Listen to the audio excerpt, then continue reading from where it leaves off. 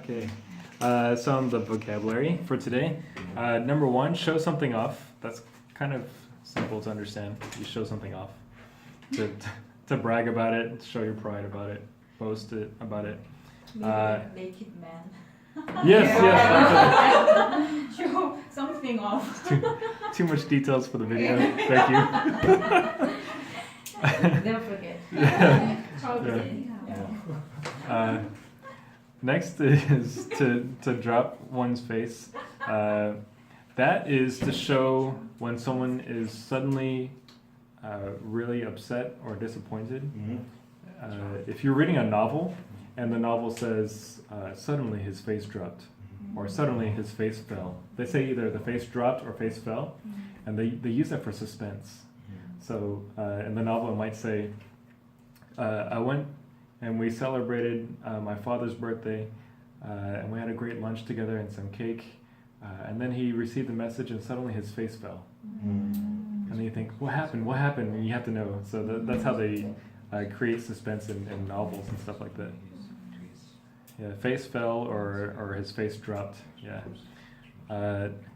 Number three, a dignitary is basically that's someone that's like a very important person in the government or yeah. Anyways, 5, cufflink. We put those on our sleeve ends. Actually, isn't that the same in Korean? I mean, do people just say cufflink or like, you know, when you're wearing a tuxedo and you put it on the ends of your sleeves? Yeah. Cuffs, maybe. Okay, cufflinks. So we call it cufflinks. Okay. Number 6, this is a really great expression, quick on your feet.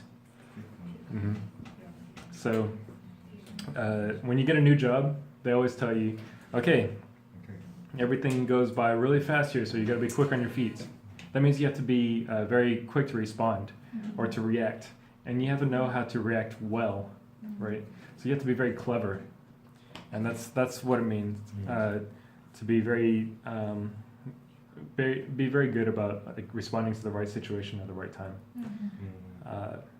De facto is to say like an accepted fact in general, like as a standard. So, for example, usually we say de facto before the noun that we're talking about. So, if I was talking about Coca-Cola, I would say Coca-Cola is the de facto beverage company of the world, like that. Number 8, concierge.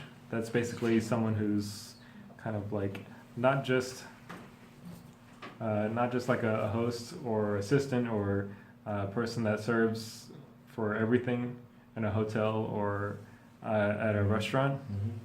But I mean, they're usually known for, especially at very nice hotels, for bending over backwards. I don't know if you've ever heard that expression, but when you bend over backwards, you do everything possible for everyone to make them happy. And then number 9, this is also a really good expression, to sell your firstborn.